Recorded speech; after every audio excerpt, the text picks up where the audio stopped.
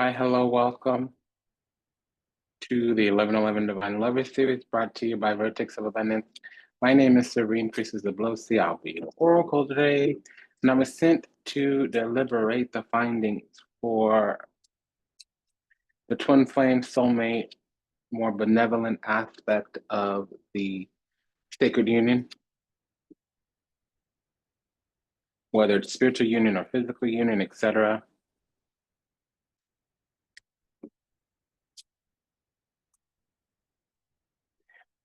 If you're new, welcome. If you are returning, welcome back. A little bit of housekeeping. Firstly, you belong to welcome home with a delight and an honor and a privilege and a pleasure to serve. Thank you for allowing us the pleasure to do so.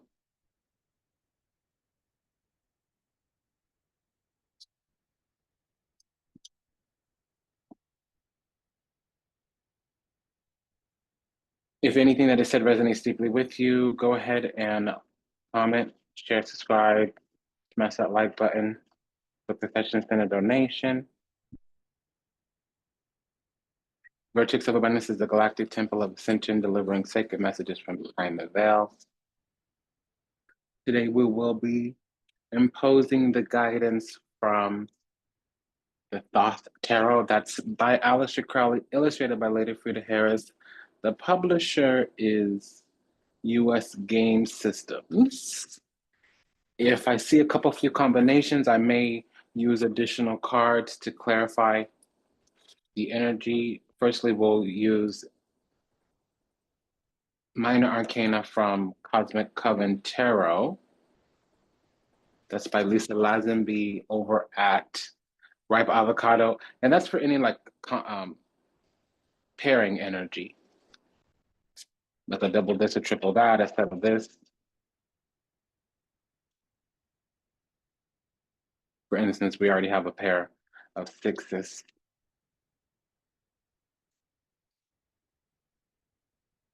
And then any type of correlative or corresponding energy, I'll be using the Daily Oracle from Vita Sibila.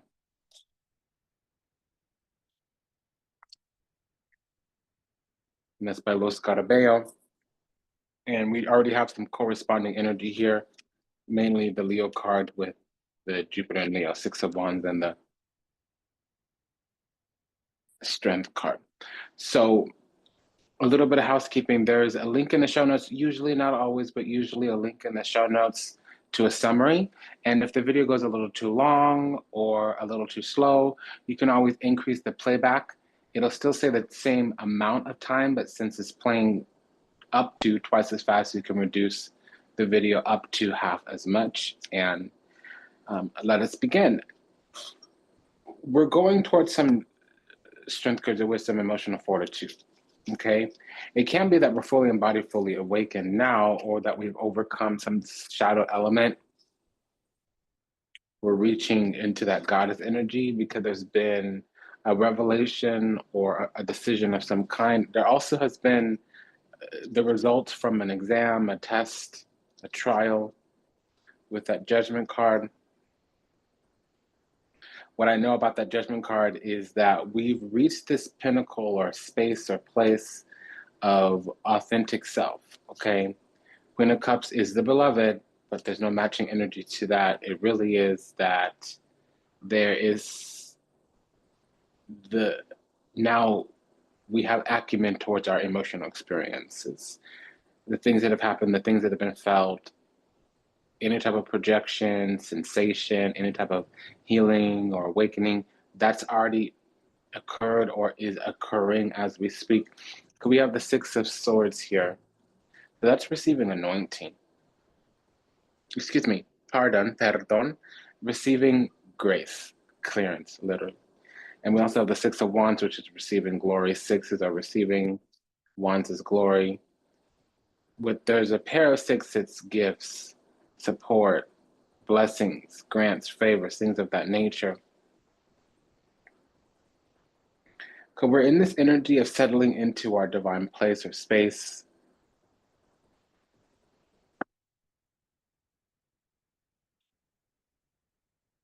So I know with this expansion of our drive, desires, passions, motivations, we've gone through some type of trial, and now we're receiving our flowers of recognition from the divine. Six of Wands with the Judgment card here. It's there was a lot of delays or, you know,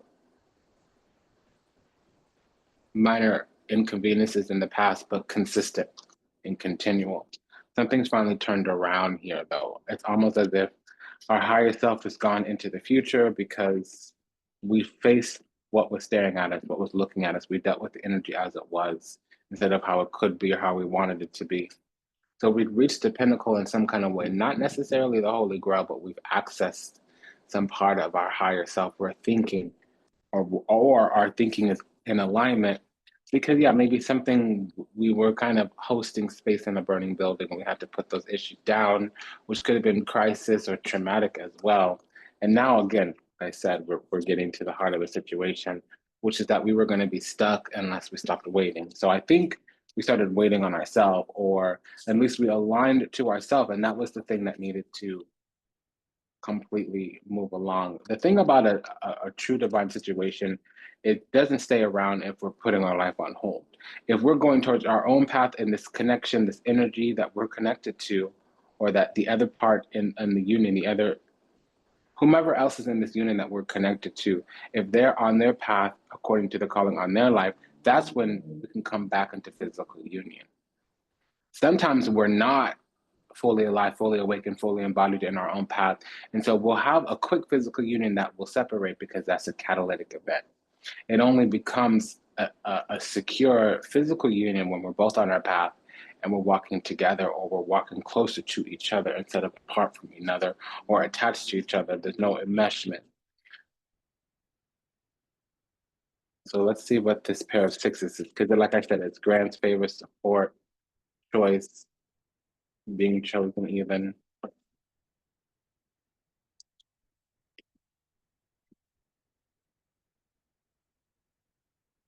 Yeah.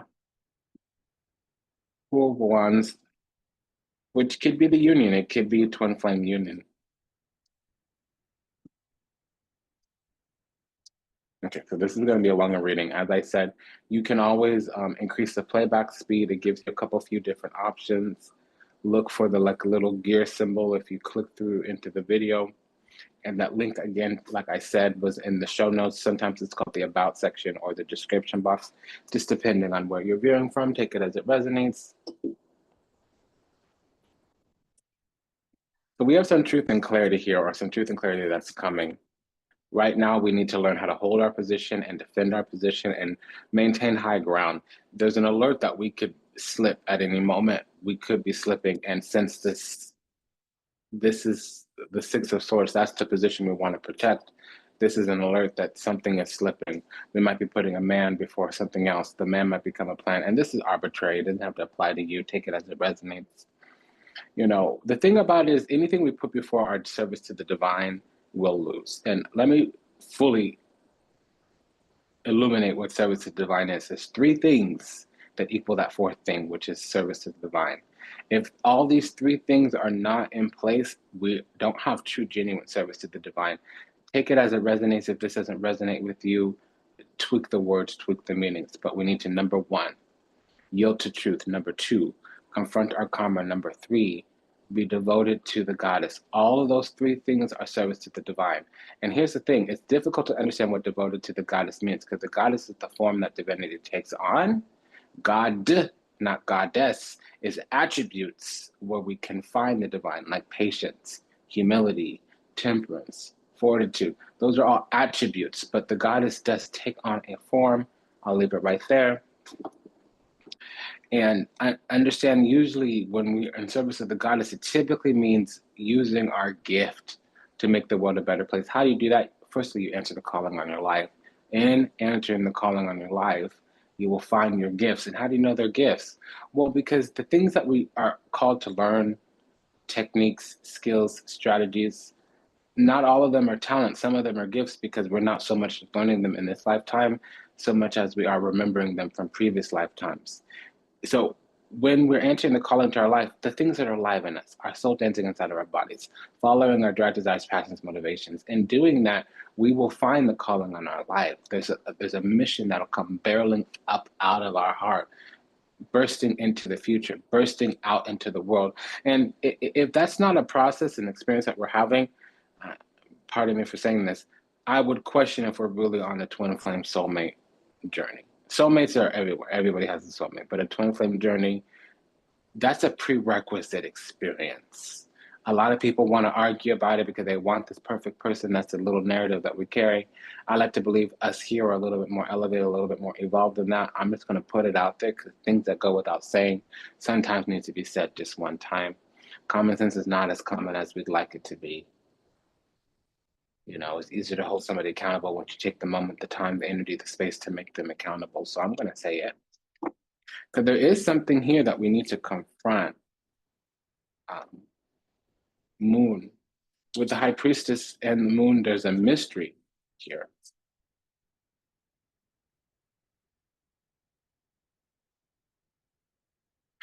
And it is something having to deal with love. Okay. This high priestess is clarified by the Four of Wands and the Ace of Wands. So it can be a created in the beginning. We can come into the spark. We can see a flash of light. We can have that catalytic experience. It seems like we're coming online spiritually, the way this is kind of coming out. Because this moon card is clarified by the Seven of Cups and the Ten of Swords. So we do need to kind of thumb through, linger through all these different disconcordian experiences. And it very much can be illusion, delusion, confusion. I'm not saying that I got an awakening. The 1111 is the more elevated of the two readings where we talk about the twin flame and soulmate union. This is more those in an actual, truly genuine union. And the Four of Wands typically means it's been ordained by the divine. But with this Ten of Swords here, I'm going to say, and with this Ten of Swords here, what's required is that we go through, we process these different experiences and let them terminate. A little lesson behind the Seven of Cups is that let all the things be offered to you. Let all the things come up. I would be remiss if I had to advise to take one of those things. It's always better to walk away. It's like one of those things, not making a decision right away, definitely with the Seven of Cups. Because this is not commonly said and it's not depicted in the traditional tarot because one of those cups supposedly has fortune in it. It's all an illusion. The Seven of Cups is a projection, it's a mirage, it's gaslighting, it's mirror magic, it's some type of glamour, it's a facade at the very least. So, yeah, perhaps walk away and come back. I do look at the Seven of Cups as a template, so at least we'll be informed about what's alive in us based on what the experience is, that we can go and manifest that somewhere else, or just circle back, spin the block, come back in the light of day, look at it again, begin again, and go from there. And I would advise that definitely with the moon, because the moon is hidden agendas, ulterior motives, or this can be some type of mirage, illusion, something that's veiled and obscured that, you know, really needs to be confronted through the intuition and the instinct. We now have the Queen of Swords, Five of Swords, clarifying the Lovers card here.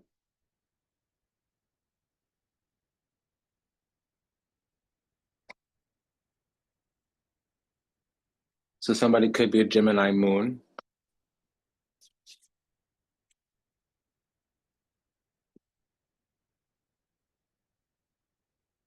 Queen of Swords, Five of Swords, that's needing boundaries and standards and needing to bury the hatchet, needing to lay down arms.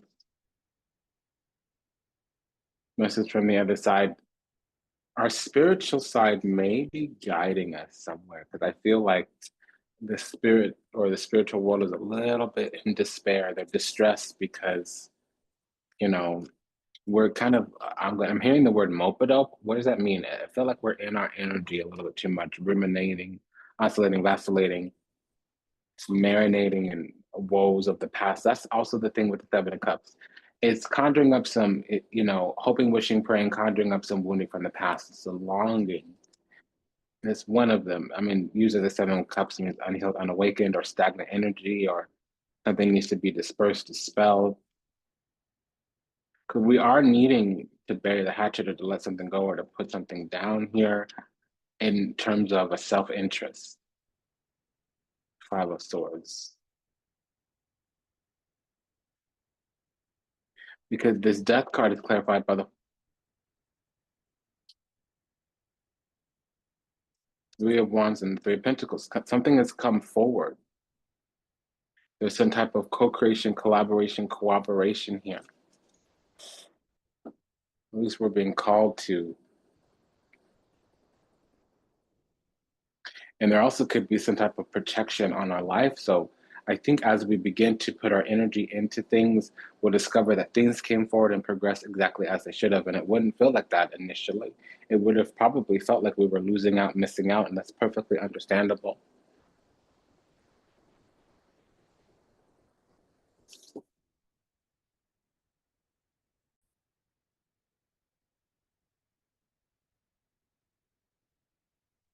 The way this reads is that something's manifesting, something at least is coming. We can see it on the horizon. It's encroaching. It's approaching.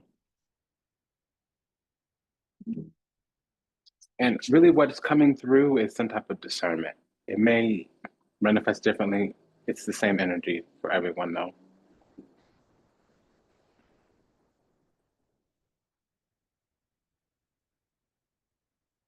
It's also saying that over the next 3 months, boundaries and standards are going to be imposed or they're going to separate. The truth is going to be divided from illusion.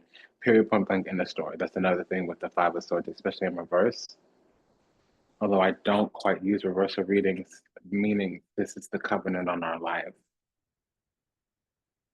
I require more for a reversal here. So we were running the risk of being bitter, of feeling disempowered, of feeling like there were a preponderance of issues, obstacles, blockages that really were according to things we needed to work on, focus on, fix. There could have even been a little bit of envy or rumination about like when is whomever going to get their lickings, their karma, when, you know, kind of counting tit for tat, or I say abracadabra, but it's abracadabrous. Like we're sitting here with our abacus counting tick tock, tit tat, tit tat, when, how, what about, and it's basically rumination. And something about that is shifting. It's going to take a couple few months, or perhaps, well, this is not a manifestation cycle, but it's going to take a couple few months.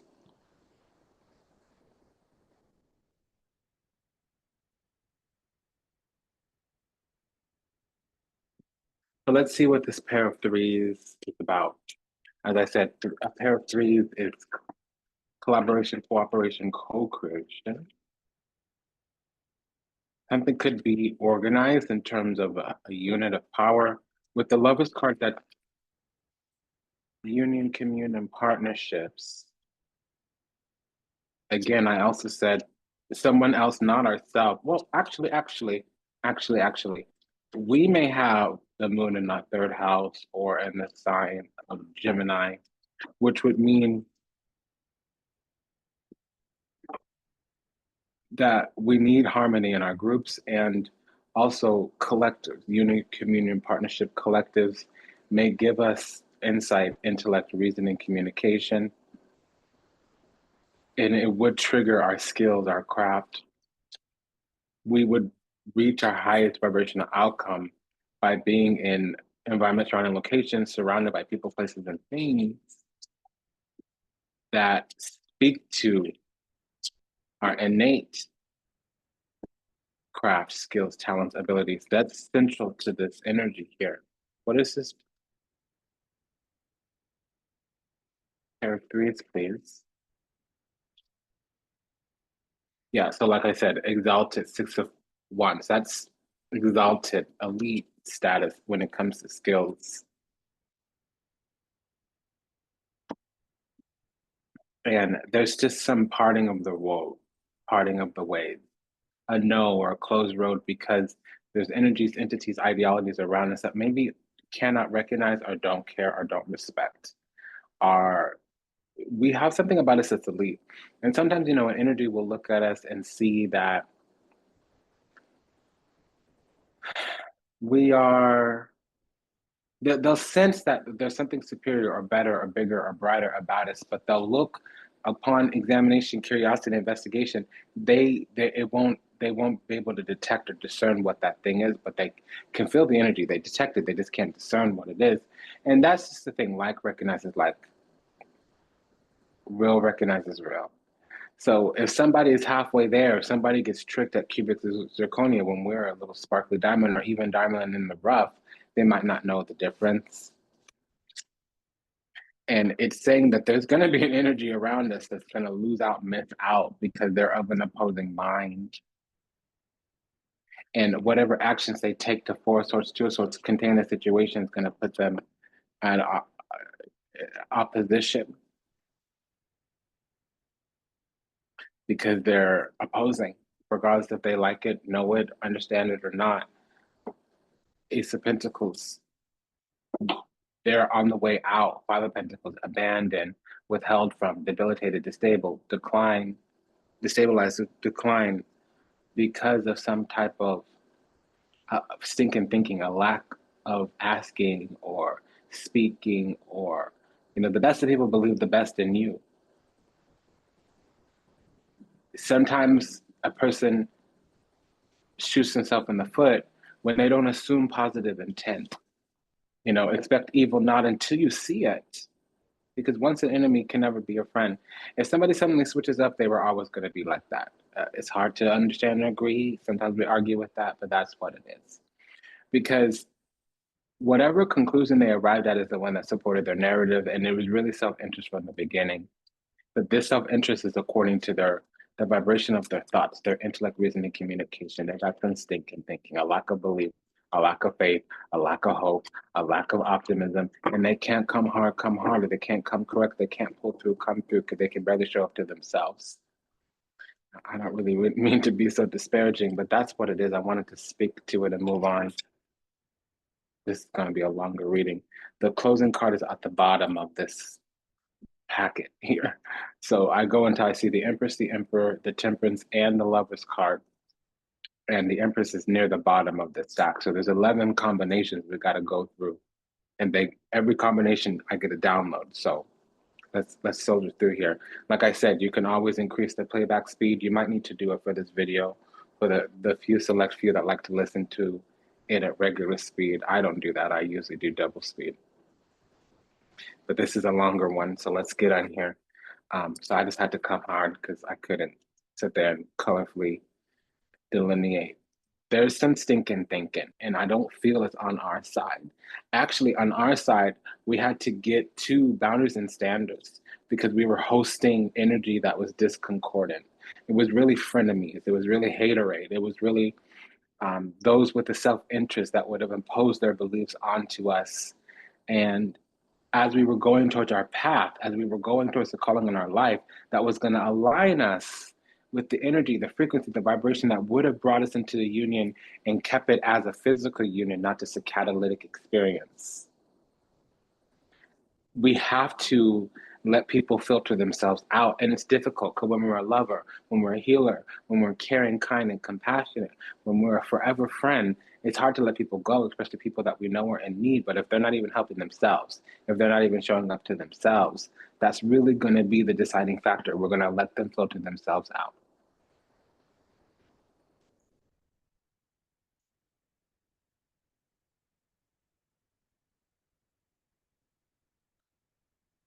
So we have the Hermit clarifying the,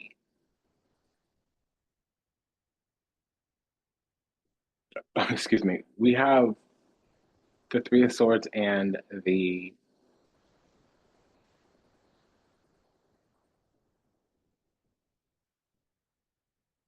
Page of Cups clarifying the Hermit. So, firstly, something here, maybe a Virgo rising, to a lesser degree Venus in the 12th, the 7th, or in the sign of Pisces, meaning that our feelings are going to be very dreamy, very believing the best, taking the best, having the highest intention in mind, having the highest intention in heart.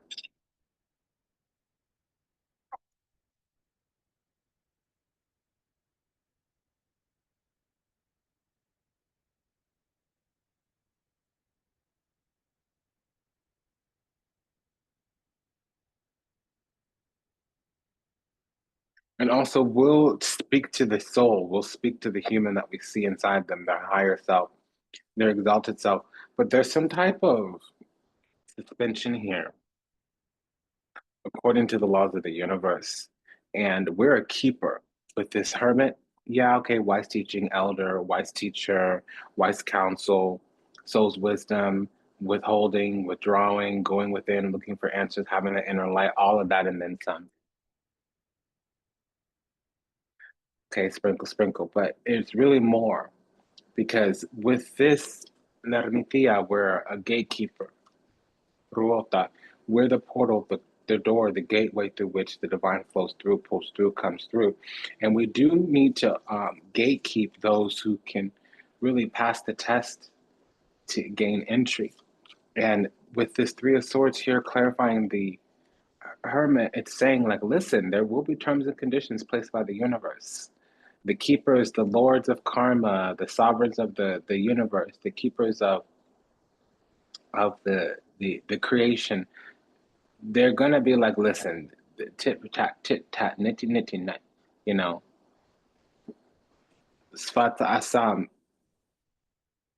Is that Brahman? Is this Brahman? Is that Brahman? Is this Brahman? Meaning, is that truth? Is that universal wholeness? Is that aligned?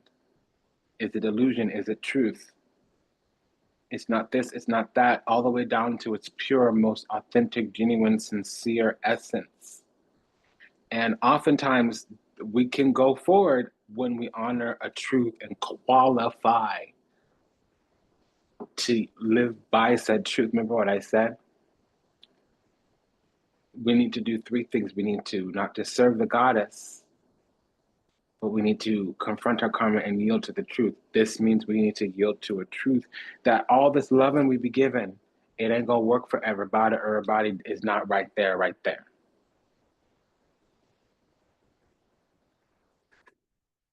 It's just what it is. It's one of those unfortunate circumstances. Sometimes we're gung ho, hooting and hollering, trying to carry somebody, push somebody, motivate, encourage somebody along the path. We're doing our most, the mostest, the most to try to take somebody with us where we're going, and they're not even trying to see us where we're at. You know, because where we're going is Ingading, the end garden, promised land, Eden. And some of these people are going into damnation, maybe purgation, purgatory. They probably need some type of karmic purification or cleansing. They probably have some type of re education or punishment on the way because something's getting not really revoked, although that the Five of Swords is revoked. Look, we had the Ten of Swords and the Five of Swords, then the Three of Swords. Let me tell you what's up because I've been sitting here wasting time playing games. Let me tell you, baby girl. Ten of Swords, cancel. Five of Swords, revoked. Three of Swords, suspended. So it's getting better. Okay, but we got to face what it is first. So we have a calling on our life, a bigger, brighter, better destiny because we live, we are, we are made of stardust, billionaire, or carbon. We are golden. Okay, trying to do the devil's bargain. But what that is we have faith, hope, optimism. We have a bigger, brighter, and better future because there's a calling on our life. Star card. Some of these, I heard HEAUX, but some of these people, some of these folks, some of these souls really aren't there right now. And that's okay. You know, come through and I will dance with you. Catch up with me, baby. I'm rooting for you. I'm going to leave you right here and go on about my business. Peace be upon you. Blessings to your healing and awakening. That's really what it's got to be. Because otherwise, we're binding ourselves to something that's going down. not up, it's going down. Because this could be something that happens overnight. But I think overnight would be for them not having the tether to us. Three of Swords is cords, ties, the strings of fate.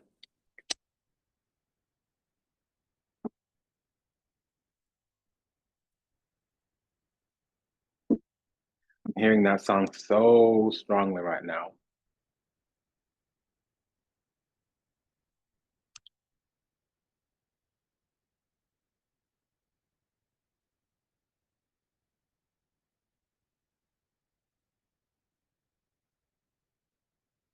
We are stardust, billionaire cauldron.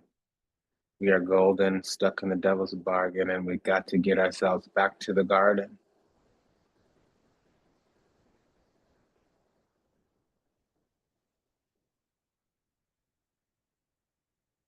Is that Woodstock? Because I asked him where he's going, and this is what he told me. So most people don't even know where they're going. They don't know thither from hither, from thither to fro. That's just what it is, how it is. It's unfortunate. I mean, who wants to say these things about the people that we love? They ain't got it. They ain't nothing. They ain't about it. Because that also means that we've been sitting here, spinning here, wasting time, putting in all this time and minutes and effort and attention to somebody that don't give no, that ain't got no. And what does that really mean? Well, first of all, forgive ourselves because we're full of love, full of grace, and full of the divine. But secondly, that might be part of our ism, whatever that is, the affliction or the illness alive in us, which I'll be honest, there's nothing ever wrong with loving on a person. But that might not be the calling on our life, and that might be the lesson. The karma is that in order for us to learn, we've got to leave people where they're at. We can't drag them. And we may be able to drag one or two, but we can't carry a whole community on our back.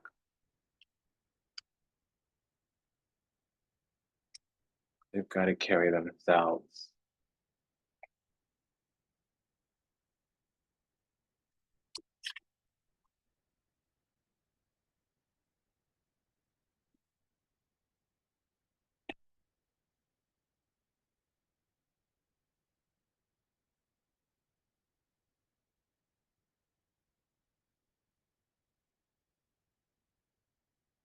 We have the Two of Swords and the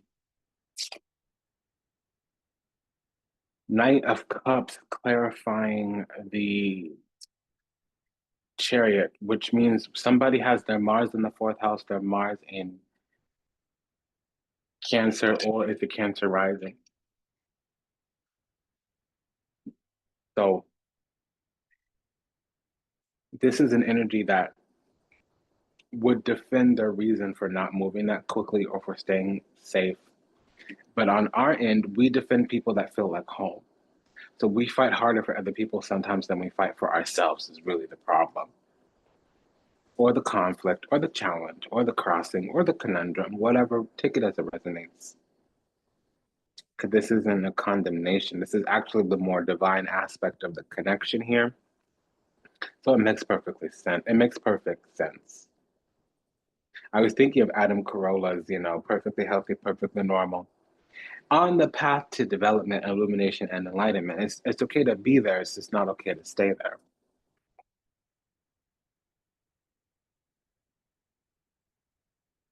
Because this is about discernment, period. Two of swords. Discernment, deliberation, adjudication. We have energy that comes to our gate, to our throne, to our door to adjourn, meaning it's suspended. The road is blocked. Their third eye is sealed. Two of swords. They're of an opposing mind. And we need to move them along with love, Knight of Cups. We need to, with our heart in our hand, with our heart on our sleeve, with authenticity, genuineness, and sincerity, Cups, say, in order to expand, in order to drive this path along, this is what's required of you. And if we can't voice those things, swords, intellect, reasoning, communication, that's on us, because it does require some type of serenity, authority, maybe some supreme authority. Two of swords. We can spot it because we got it and we've healed it.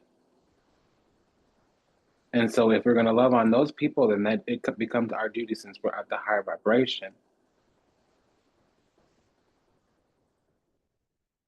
We have the Page of Wands and the Nine of Cups clarifying this Emperor. So we're alone until we're not.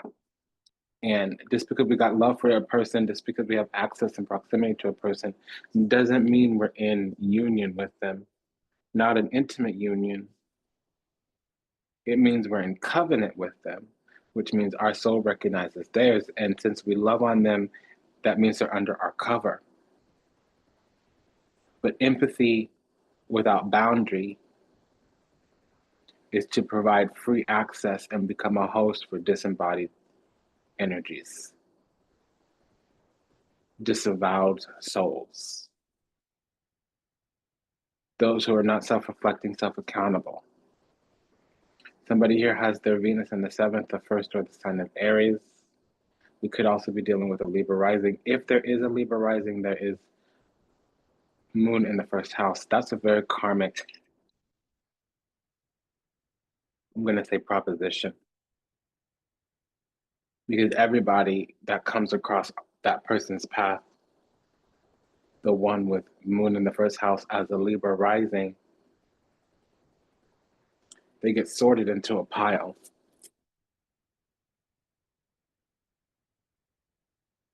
And some sorting lines lead to a demise, whether it's a permanent transition or transition out of this life, a transformation or whatever. That's a very dark sentiment. I'm going to leave it right there. But honestly, that's the reverence we need to give that situation, because there's a truth that's coming out, a breaking out, a breaking free. There's freedom in the ability to say, this works for me, this doesn't, this is in alignment, this is not. Because if we are in connection here, or we're having a connection come in, it's going to require that we be fully awakened, fully whole, fully embodied in and of ourselves. That we have not just strength, courage, and wisdom, not just emotional fortitude, but self-worth and value, Nine of Pentacles. That we're fruitful, fecundity and fertility, felicity here. Not frivolous, not flippant, not flagrant. Because imperatore, that is self-governance, self-mastery, self-possessed, not self-obsessed, self-possessed, self-guided, self-oriented, self-regulated. Dysregulation is what we want to avoid here. Yeah, you see, because there is going to be energies that's going to continue to test us. New levels, new devils, but also that's the nature of the game. The more light we have, the more disparate energies will feel the need to test it. It's because it's something for them to do. They ain't got a lot going on in and of themselves. That's why they're disparate. That's why they're disparate spirit. So there is some need to bring order over chaos. This Five of Wands with the Eight of Pentacles, that's a witchcraft combination. And then this is a witch here, can be considered a witch here. Somebody with spiritual power in their hands. The Hierophant is clarified by the Five of Wands and the Eight of Pentacles. I usually speak about the descending energy first, which is the full clarified by the Ace of Swords and the Eight of Cups. So yeah, we will need to use truth to get to higher ground. Eight of Cups, a pilgrimage, a withdrawal, some type of getting to higher ground, leaving something behind.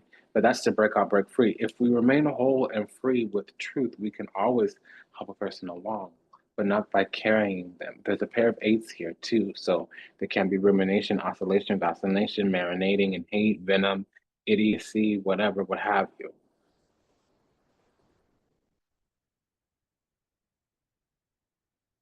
We're bringing order over chaos, Five of Wands with the Hierophant. There's rules, techniques, technologies, theories, techniques, technologies, rules, systems, structures, foundations, rules, regulations, restrictions. Rumination is not great, but that brings in restraint and sometimes the need to wrangle something down. There's a means, there's a mechanism, there's a methodology to this. There's levels to this. And to start where you are and keep on going, staying where you are just to perpetuate some whatever, what have you, because of a feeling, because of a disembodied energy. No, no, no, no. Could we have truth in our hands? It's on our side. That's what we need to break out, break free. When we're clear and in alignment, Ace of Swords, when we're able to speak truth to illusion, it dispels the darkness. This is feeling more like a sermon and less like a reading.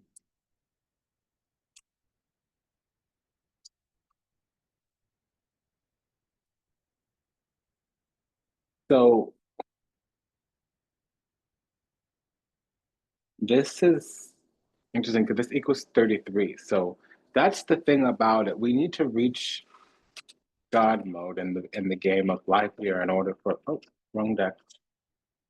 In order for some things to come through, pull through.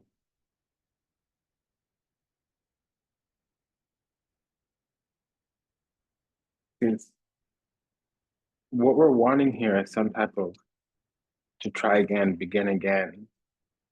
And a lot of times energy will feel stagnant, impotent. The other energy will feel that way, stagnated or impotent because they're not able to get what they want out of us, but they're not being fully aligned, fully embodied. You know, what they're being is maybe lacking perspective, but a whole lot of perception. They think they got this list of reasons and rhymes and ways and la di da yada yada when they're really not being in alignment, especially with themselves, let alone with us, declaring their intentions, stating their needs, being clear on what their motives and strategies and tactics are. There's not always self-reflection, self-accountability, even if it's not shared between the two, but just in and of themselves, with themselves alone. I don't want to use the word projecting because I'm not seeing it, but there needs to be some surrender and sacrifice. Let go, let God. Because something here is fighting and it's going to continue it's going to continue for the next 2 weeks or so onwards towards the full moon, which I believe is in Sagittarius. And no, this is a Sagittarius moon. Nine of Wands is the moon in Sagittarius. Yeah, I was looking at the timing indicator because we have a 9 here with the hangman. It means they're going to find perspective over the next couple few weeks, but right now, okay. Yeah, right now they will break free from the hell that they're living in. And hell is a state of being, the consciousness. Damnation is the physical place where that punishment takes place because they need to sit in it in Seattle. They need to be alone with their thoughts. And so we got all this love, hope, faith, optimism. We got nothing but warmth and closeness to them, but they're on the lookout. They're not actually thinking and processing, they're guarding and minding our business. What they're doing is monitoring and observing, they're not processing and thinking.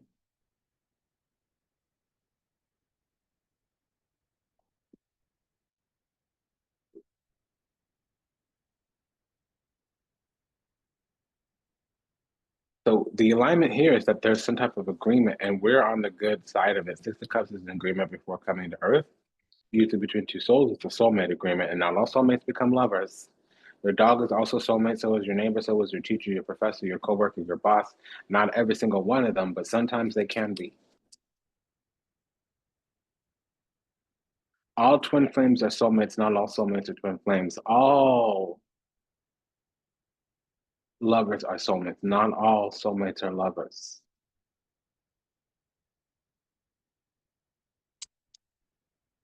All karmic are soulmates, but not all soulmates are in a karmic disposition.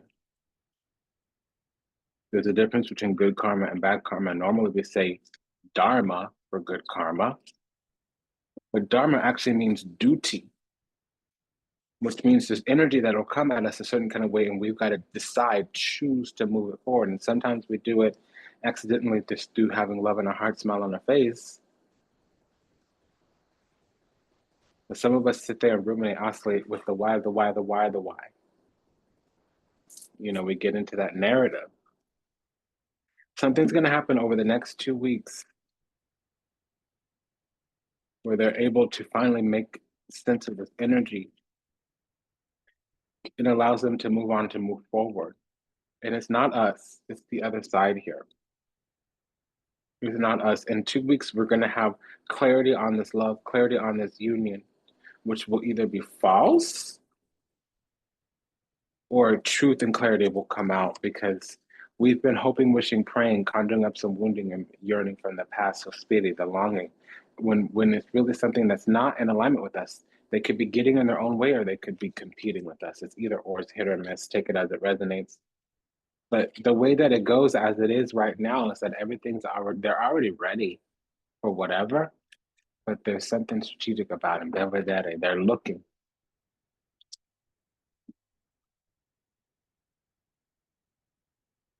Foresight is what that means. Belvedere means foresight. So now we have the karmic aspect. There might have been some lies, there's some trickster energy, there's some fanaticism here as well with this temperance card. Something here has Sagittarius,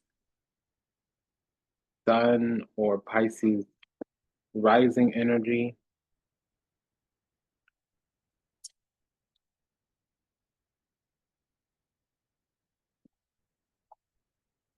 So there's some shape shifting.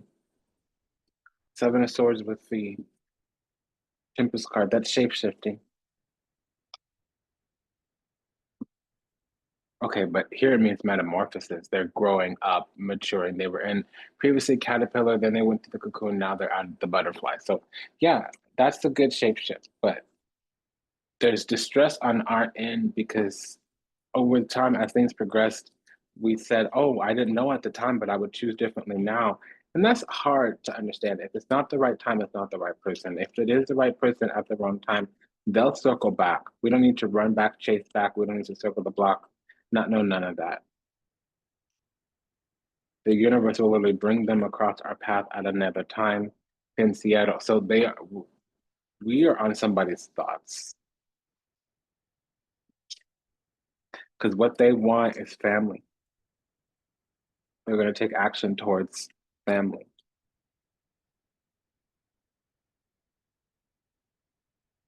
And we want is to contain this truth here. We want to know the truth. We want truth. Seven of Swords with the Magician. We want truth. Okay, so this is good. The Devil with the World card makes it time magic. Looking back over time, we see the dark parts of the cycle and what we learned from them. Because it definitely was a karmic cycle here with the Ten of Wands, but it's still positive because we have the Devil opposed the World card. I mean, we have, yeah, the Devil opposed the World card. So that actually makes it time magic. Looking back over the past and discovering the things we didn't know that we would do differently today if we knew what we knew back then.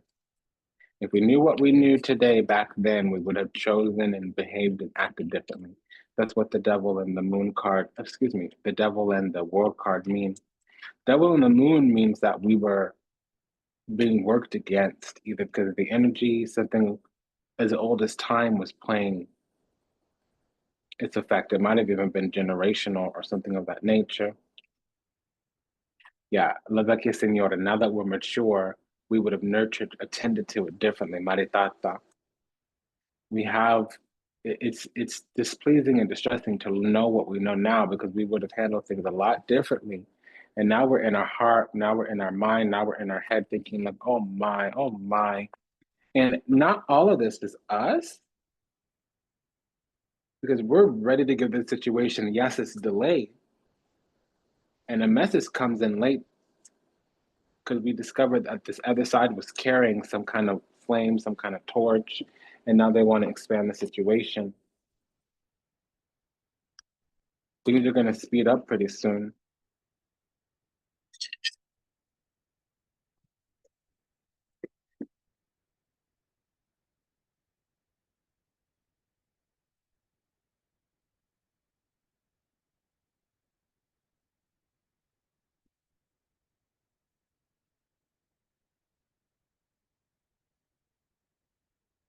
Yeah, there's going to be a shift here because there's a collective unknown between the two of us. Something's hiding in plain sight. And again, this other person, this other side, they're ready. But it's a consolation prize. They had to go through a dip, a decline, in order to recognize that, oh, fortune has smiled on me. Let me go make sure that Lady Fortune wants to mess with me because I might have messed up. Now, somebody here could also be some type of Libra rising.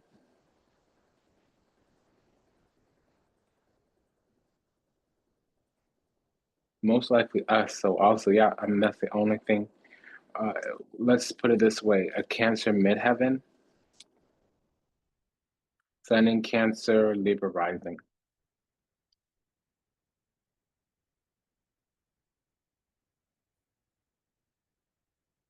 Because I keep hearing, do you want to be my baby?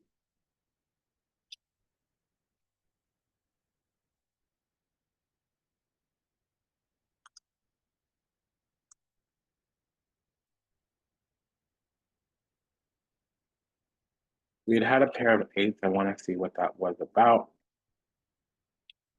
The pair of eights told us that it's time for us to get into a union because we're selected for it, but both parties are in some kind of place or space where they're either lacking the sufficient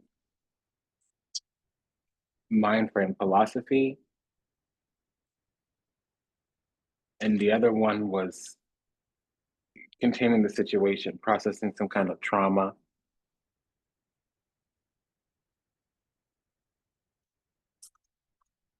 Okay, so we're done. Yeah, so there will be some type of healing here, conflict resolution. However, it's going to come through. We got one more to go since we have the double queen. It's going to come slowly. This was always going to be a delayed arrival. That's just how that is. The situation was always going to suddenly turn around. And that actually was more intentional on the other person's side, not the slow.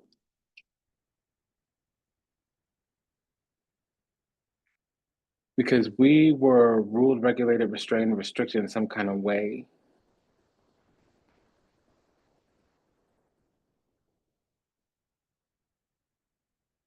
We might have second guessed a couple few things, but literally our timeline and the other person's timeline were not on the same timeline.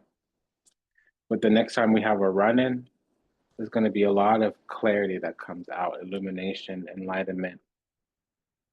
And this other side has been gestating, they've been nurturing and creating something. And then it comes to fruition.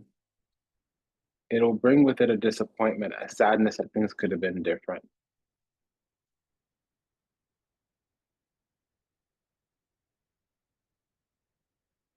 But with it comes clarity. So even if we don't get into union, we're going to have what's clarity. But clarity comes when we no longer need it. Again, clarity comes when we no longer need it. Clarity comes again when we're no longer waiting there for the clarity. Closure is something we have to give ourselves, and then later on, closure might come from the other side. Because there's a disappointment. With the revelation comes a disappointment, but it also clears, it purges a lot.